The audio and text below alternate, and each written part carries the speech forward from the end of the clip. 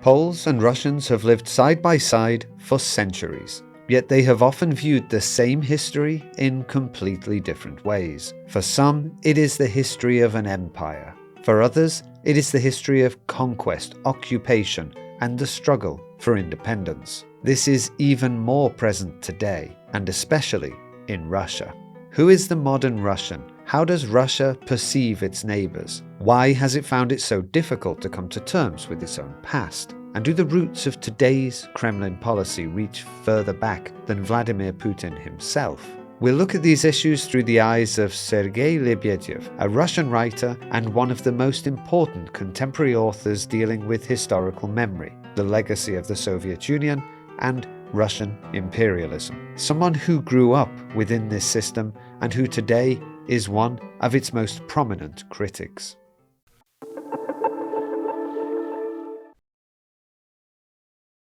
Russia is the largest country in the world. For centuries, its history has been told as the story of an almost uninterrupted expansion of its borders. And in Russian political culture, the size of a country's territory is often regarded as proof of the country's greatness. Skąd bierze się to szczególne przywiązanie do wielkich przestrzeni? Where does this particular attachment to vast spaces come from? Russia did not build its idea of a national community around the concepts of citizenship or ethnic belonging. Instead, it built it around the idea of imperial power and imperial expansion. That is why the loss of territories after 1991, following the collapse of the Soviet Union, was such a shock for many Russians. The Russian Empire was always a continental empire. There were no clear geographical borders separating the metropolis from its colonies. This created a kind of blurred identity and made it easier for the authorities to convince citizens that territorial expansion was a value in itself, that Russia's borders never truly end. It's a mythologized space, which in turn made it easier to justify further conquests and aggression against neighboring countries. Interestingly, these enormous territories, so heavily mythologized in the Russian imagination, are to a large extent non-functional and sparsely developed. It's worth remembering that a significant portion of Russia consists of uninhabited land, especially the Arctic regions of the north. Around 3/4 of Russia's population live on only about a quarter of its territory, primarily in the European part of Russia. Moreover, imperial logic was reflected in a model of the state that can be compared to a wheel, consisting only of spokes, without a rim. In other words, relations, communication, and cooperation between Russia's various regions were always possible only through the mediation of the central authority located in Moscow or St. Petersburg. The authorities deliberately prevented any horizontal contacts between individual regions or territories. The idea of a centralized state was based on the principle that the capital had to control and mediate all these relationships. What's more, Russia's difficult geographical conditions also make it impossible to build direct transportation routes between some territories. These enormous spaces allow citizens of the Russian Federation to feel important simply by belonging to something immense, despite their own government depriving them of rights and freedoms. Whereas in democratic countries, the tangible expression of citizens' political agency is the ballot paper, in Russia, where there are no genuine elections, where elections are routinely falsified and the authorities do not care about citizens' votes, the tangible expression of that agency becomes the map itself. It is the map that presents this enormous country dominating a vast part of the world. This serves as a kind of compensation. It allows Russians to feel that they are part of something important, great, and powerful, and through the power of the state, they attempt to find a sense of personal agency and significance. Large. There is already a suggestion here that it is somehow logical that it became large, that it possessed certain qualities that enabled it to become so vast. I remember my own childhood impressions of the map of the Soviet Union hanging on the wall. It began on the left-hand side and stretched all the way to the right corner, everything painted in one uniform pink. I had this feeling of awe, uncritical awe. Here was something enormous. To be Russian, raised in Russia, made in Russia, means, above all, to imagine yourself as part of something very large, and not really understanding what it means to belong to a small nation, to belong to something so immense that Conventionally speaking, it can neither be contained nor destroyed, to be part of something powerful, something superior. If greatness itself becomes proof enough of being right, another belief naturally follows. If Russia is great, then it must also be exceptional. It is no coincidence that the adjective great so often accompanies it. We assign this title to ourselves. It was not granted by any international authority. It is we ourselves who call it great. W rosyjskiej narracji, w rosyjskiej samoidentyfikacji funkcjonuje In the Russian narrative and in Russia's self-identification, there exists the concept of the great Russian culture, not simply Russian culture. There's French culture, Polish culture, German culture, but Russia speaks of the great Russian culture. Everything Russian is, by definition, great, just as the territory of the state itself is great. The problem is that this great Russian culture is not merely an artistic or literary category. It is also a political instrument. It's something used by the authorities, both domestically and abroad. The idea of the great Russian culture serves as an argument intended to justify Russian supremation. That is, the belief that Russia is somehow superior, greater, or more highly developed than many other neighboring nations. And this, in turn, is used to justify colonialism, imperialism, and conquest. Among many Russians, there exists the notion of a civilizing mission, which is carefully cultivated by the authorities. Russian historiography frequently portrays conquested peoples as standing lower on the ladder of civilization. According to this narrative, it was Russia that supposedly brought them culture and civilization and incorporated them into the family of civilized nations. Sometimes this reaches the point of absurdity, where conquered territories are described as lands that had belonged to no one, as though history there only began once Russia arrived. On the one hand, this concerns neighboring peoples conquered by Russia. On the other hand, it also applies to the non-Russian ethnic groups living within the territory of the Russian Federation itself. Russian culture and this conviction about the greatness of Russian culture is also an instrument of soft power. It's intended to inspire a fascination with Russia abroad and to weaken resistance to its aggressive foreign policy. Quite often, it also serves as a tool of infiltration, including direct intelligence infiltration of opinion-forming circles and political decision-makers in the West. At the same time, it must be emphasized that the Russian state and the Putin regime is destroying Russia's truly valuable independent culture, the anti-regime, anti-war culture. Censorship in Russia has intensified. Books deemed politically unacceptable are being removed from bookstores and libraries. The internet is also censored. Criminal cases are initiated under censorship laws. As a result, this so-called great Russian culture, in the service of the authorities, is becoming increasingly degenerated and steadily losing its artistic value. Writers, poets, and artists who have agreed to become instruments of Kremlin propaganda sacrifice the artistic value of their work to propaganda needs. So consequently, the gap continues to widen between the persecuted culture of genuine artistic value and the official culture, whose value is steadily declining. При этом, я думаю, что подсознательно существует. At the same time, I think there is a profound subconscious insecurity stemming from the fact that Russia is, in reality, a conglomerate of nations, ethnic groups, and peoples conquered and subjugated over the course of several centuries of imperial expansion. It is the insecurity of a person who subconsciously senses that not all of this truly belongs to them. It was not a voluntary process. It was not a union of nations that happily came together by mutual agreement. It was something else, something stolen. Russians are not one single community. In fact, they are not a community at all. In my opinion, Russia is rather a conglomerate of different groups, communities, and societies whose independence is denied by the authorities. Their collective identities are suppressed. Their languages are discriminated against. People are punished for preserving historical memories that differ from the officially imposed state narrative. Above all, memories of state terror and repression against various ethnic and religious groups.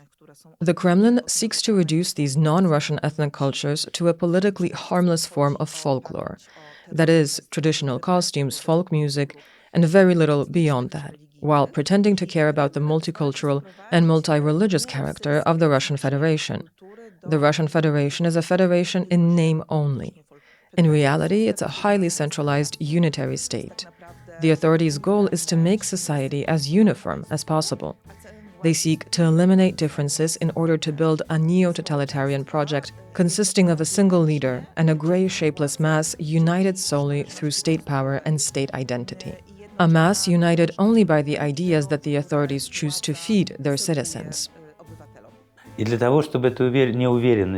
in order to avoid this insecurity, one must constantly reaffirm one's right to be dominant, superior, the elder brother within this family.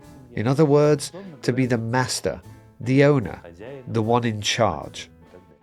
According to Sergei Lebedev, the modern Russian grows up between two deeply rooted beliefs. The first tells them that they are part of something great. The second compels them to constantly prove that this greatness is justified. Many of the phenomena that continue to shape Russian society today emerge from the tension between these two convictions. Russia does not perceive its neighbors the way those neighbors perceive Russia. This is not merely about Putin, nor even about the present day. It is about an entire way of looking at the world. Russia borders 14 countries. For centuries it has been connected with many nations of Eastern Europe, the Caucasus and Central Asia. One might assume that such long-standing coexistence would lead to mutual understanding. In this case, it has not. И это странное представление о том, что соседство не означает интереса. It's a strange idea that being neighbors does not necessarily mean being interested in one another. And proximity does not necessarily mean understanding. In my opinion, Russian culture is profoundly hierarchical. It is almost obsessed with hierarchy. Even in its most liberal forms, it is not internally free. In this vision of the world, not all partners are equally important. There are great nations, and there are smaller ones. Вот, и это довольно, я думаю, шизофренический сюжет, при котором... It is a rather schizophrenic story. Enormous emotional and cultural resources are invested in maintaining this image and this status. And there is, I think, another peculiar conviction that if there exists some collective cultural we, then this we conducts a dialogue only with other great cultures. With France, of course, France has learned something. With Germany or the United States. But those unfortunate enough to have been our neighbors, from Armenia to Estonia, from Finland to Mongolia, they exist somewhere in between. Russian political tradition is deeply rooted in the belief that only the great powers determine the fate of the world. Certainly not Poland, nor countries comparable to Poland. To some extent, this reflects reality, since great powers have indeed often held the dominant voice in international affairs. However, in Russian interpretation, this belief becomes a justification for wars of aggression. Because a great power, according to this logic, has the right to trample international law. This amounts to dismantling the international order. It's fundamentally incompatible with international law and with its core values, including the Charter of the United Nations, a document that Russia itself frequently invokes. In reality, if you tell the average Russian that more than 100 years ago Poland was occupied by the Russian Empire, the most common reaction will be, "Oh really? That's interesting. I had no idea." Вот это новость. Как удивительно. И имперские сюжеты, которые были в 19-м, начале 20 века... This is because Russian history largely resembles the watertight compartments of a submarine. There is no real continuity. The imperial themes of the 19th and early 20th centuries are not connected with the present. People simply do not perceive that continuity. For that reason, the long and dramatic history of relations between Russia and Poland is, in my opinion, unknown to most people. In this sense, the 19th century simply does not exist in public consciousness. It does not exist at all, and that is precisely why people do not understand why Poles, how should I put it, do not like us. One could attempt a serious analysis here, but I do not think that is possible, because there are no stable ideas or enduring convictions. The entire system consists of constantly changing beliefs that are extraordinarily susceptible to political circumstances. Sociological research shows that in the early 2000s, approval of, or respect for, figures such as Lenin and Stalin was extremely low. That was the reality. Then, gradually, those approval ratings climbed until they reached the levels we see today. Likewise, in the early 1990s, virtually no one regarded the United States as an enemy. These attitudes are highly dependent on the current political climate. I think that if, instead of Poland, we looked at Georgia, we would observe similar rises, declines, and fluctuations.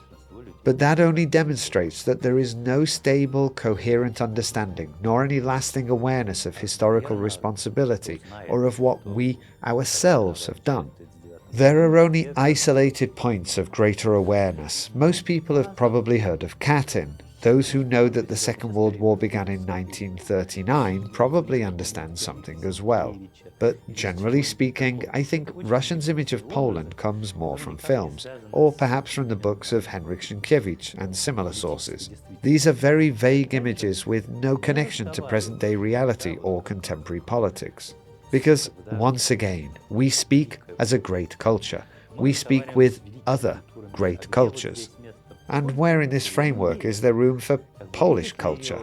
I'm not sure whether Russians see it as an equal culture or simply as something located somewhere between us and Germany. God knows. There is another problem. According to Lebedev, for decades Russia has failed to learn how to look at its own history through the eyes of its neighbors. В этом смысле, наверное, можно сказать, что российская культура – это последняя имперская культура, которая не пережила. In that sense, we could say that Russian culture is the last imperial culture that has never undergone any decolonial critique. It stands there like a museum exhibit. Moreover, its peculiar condition hardly strikes anyone as something worth asking about. Why did this happen? This is precisely why its darker side, its imperial tendencies, its ordinary sense of superiority, is so difficult to expose. This is what burdens it and, in reality, prevents it from functioning normally.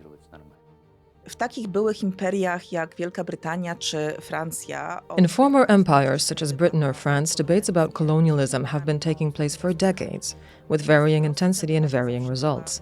In Russia, however, these discussions have always remained marginal. The current authorities regard this kind of debate as illegal, as an attempt to undermine Russia's constitutional order. Attempts to discuss Russia's colonial past and its colonial or imperial present are treated as extremism. Such narratives are punishable, and their authors often end up in prison or face other forms of repression. What the non-Russian peoples of Russia regard as state terror, conquest, and oppression is presented within the dominant state-sponsored Russian narrative as a source of pride and as a path to national greatness. Indeed, it is portrayed as virtually the only path to greatness, to the survival of the state, and to its security. And interestingly, today's dominant narratives represent a clear regression compared to the 1990s, even the late years of the perestroika, when certain subjects began to be discussed openly.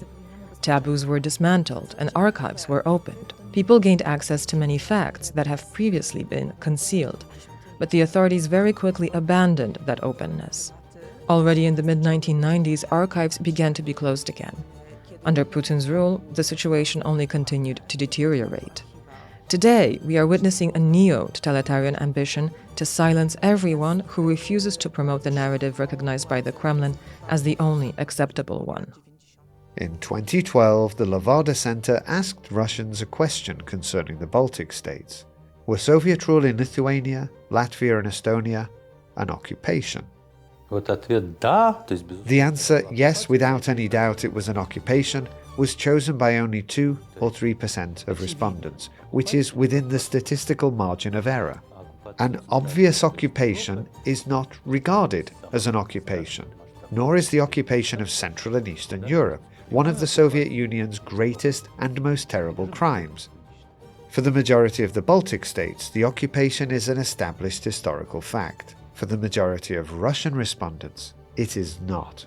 Очень понятный дискурс советского солдата-освободителя. There exists a simple and easily understood story about the Soviet soldier liberator who brought freedom. Therefore, everyone supposedly has a moral debt towards us. And when countries leave, choose their own path of development and tell Russians, you bear a certain responsibility towards us, this becomes extremely difficult for the Russian consciousness to process. Naturally, a counter-narrative emerges, accusations of ingratitude, betrayal, selling out, and so on. I believe this is perhaps the hardest issue to understand, because Soviet and Stalinist crimes committed within Russia itself were, at least to some extent, acknowledged. There were repressions, there were victims, there were specific individuals responsible for carrying them out. A fairly significant part of Russian society, at least during the 1990s, recognized this reality and admitted that, yes, the repressions had taken place. Yet that very same group had absolutely no intention of speaking about the crimes committed by the Soviet state beyond its own borders, against its neighbors. In Russian historical memory, victory in the Second World War, or rather the Great Patriotic War against the Third Reich, which in the Soviet narrative began in 1941, is the central pillar. It is the absolute core of Russian identity and its historical narrative. It is also the only historical event that genuinely unites Russians, or at least the overwhelming majority of them. This is partly because for decades it was deliberately cultivated by the authorities. It is also deeply rooted in intergenerational memory. Today, however, victory in the Great Patriotic War, the defeat of what Russians call the Brown Plague, i.e. Nazism, is being used to justify the war against Ukraine and against the liberal West. According to the Putin regime's narrative, Russia is now fighting a new Great Patriotic War, or continuing the previous one, against modern-day Nazism, whether that is supposedly Ukrainian Nazism or what is presented more broadly as modern Nazism. Reading between the lines, however, it becomes clear that this new Nazism also refers to liberal democracy itself, which is portrayed as the greatest ideological and cognitive threat facing Russia and Russian society. Thus, the myth of victory, which for a certain period was cultivated out of genuine social need, has been appropriated by the Russian state. It now serves to justify a messianic version in which Russia has a unique mission to save the world once again from absolute evil. Within this narrative, Russia presents itself as the principal defender of so-called traditional values. That's why, alongside the discourse of, we liberated you, you owe us gratitude, there also exists the discourse of, we civilized you, you owe us something. It is rather difficult to apply this argument to Lithuania, even though people still say, we built your factories, and this is how ungrateful you are. But when it comes to countries bordering other Russian regions, Kazakhstan, Turkmenistan, and others, exactly the same discourse exists. A thoroughly colonial and unmistakably recognizable discourse. It says, we came and built a modern society for you. And what did you do? You did not even say thank you. We know this language very well from the history of many empires. An empire never presents itself as a conqueror. It presents itself as a teacher. To be Russian, to be raised and shaped in Russia, also means failing to understand the actual situation of the other peoples living inside Russia. It means not seeing what their lives are really like or how subordinate their position is. It means keeping all of that permanently in one's blind spot and then being genuinely surprised when someone complains about it. If, for example, you live in Moscow, whether Soviet Moscow or present-day Moscow, you will never realize that it is the capital of an extraordinarily multinational state. Apart from perhaps restaurants serving exotic cuisine, there is virtually nothing that would indicate it is the capital of a multinational country. The problem is that it very often does not understand why its neighbors see the same history in such completely different ways. And without understanding the past, it is difficult to understand the present. If Russia does not understand its neighbors, does it truly understand itself? Every society must answer difficult questions.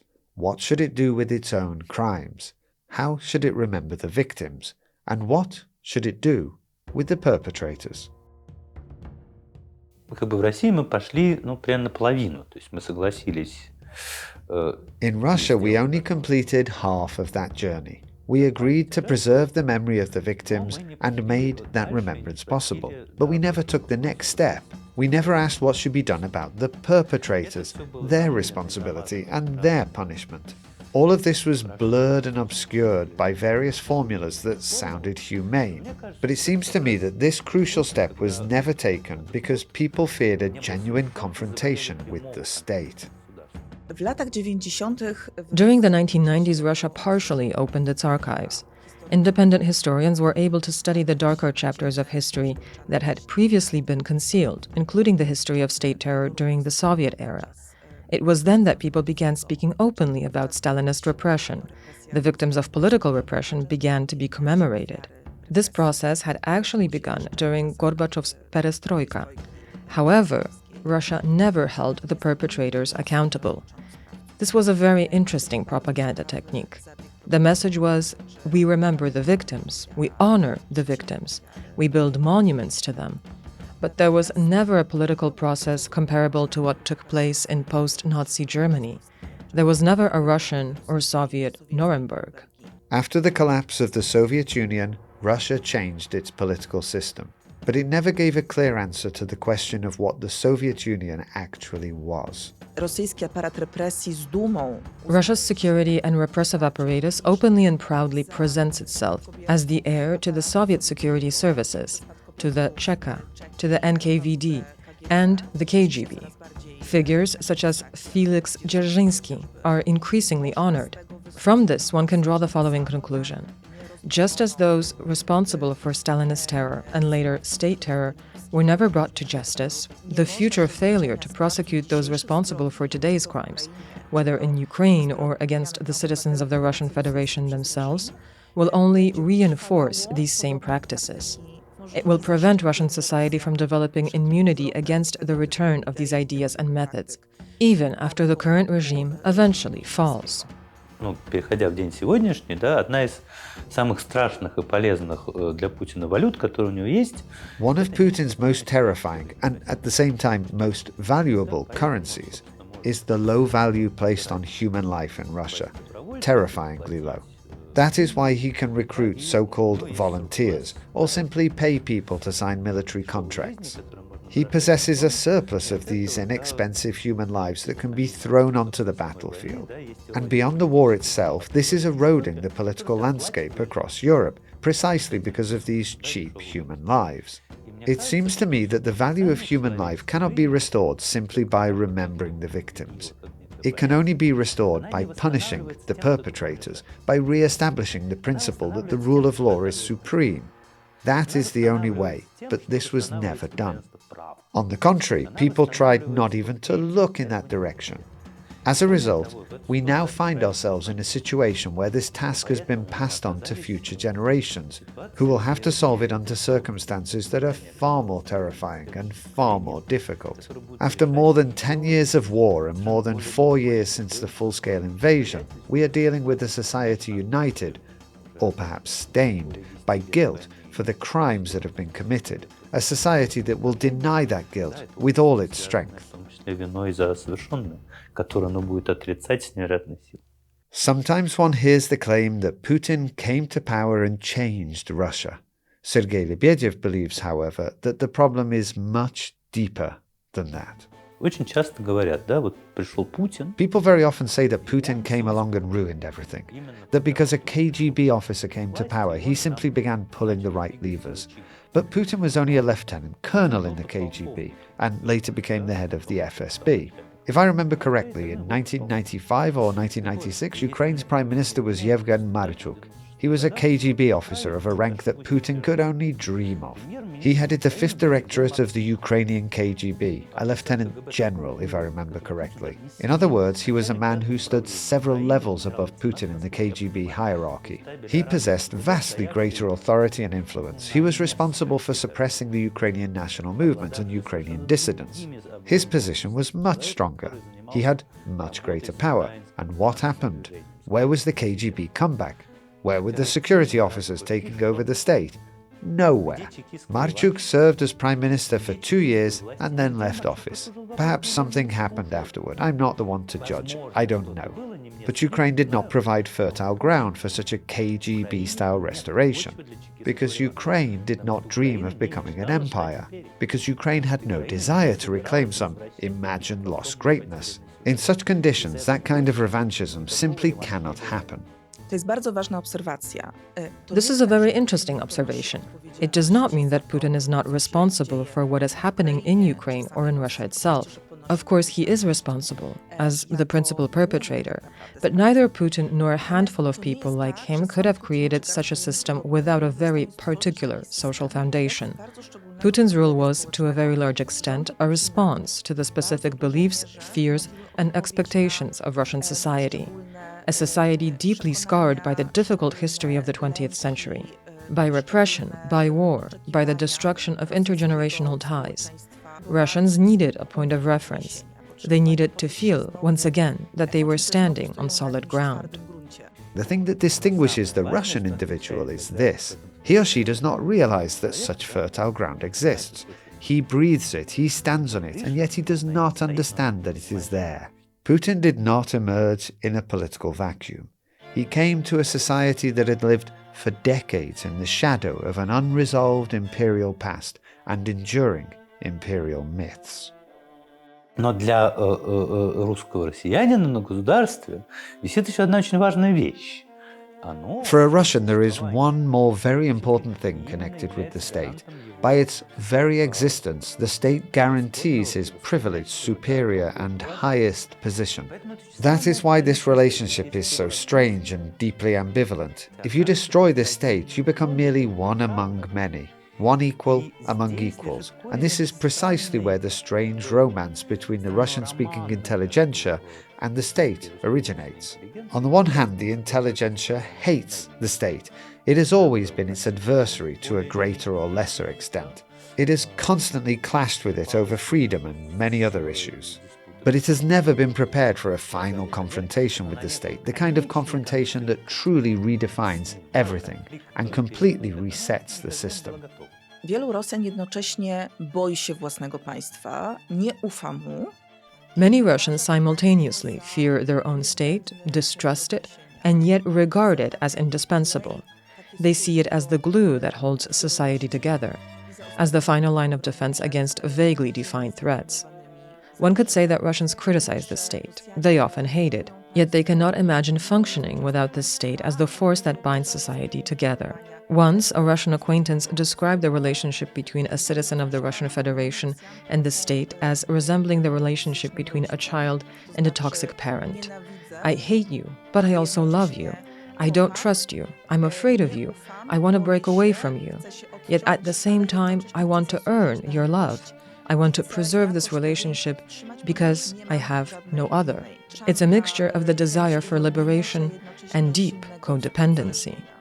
В этом смысле здесь вопрос не в том, насколько. In this sense, the question is not how much people genuinely believe. The question is how much all of this destroys their capacity to resist, how much it affects their ability to respond, how much it pushes them toward conformity. Because it seems to me that the main strength on which Putin's state rests is, on the one hand, the fact that fairly large areas of private initiative still exist within it. This is something that did not exist in the Soviet system, which made that system much less resilient. On the one hand, there are many degrees of conformity and many different distances that people are still allowed to maintain from the state, provided they comply with certain demands imposed by that state. It is not a society of total ideological mobilization. Definitely not. Условий. И это не общество тотальной идеологической мобилизации. Отнюдь нет. Not everyone has to support the authorities for this regime to survive.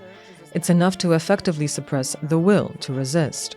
Today we are witnessing a very interesting moment. Distrust of the authorities is growing. Support for the war is declining. Support for the government is also declining. At the same time, however, the authorities are doing even more to discourage citizens from actively opposing or protesting against the regime. And they regard this as the most effective method of governing the country, meaning through repression. Thanks for watching.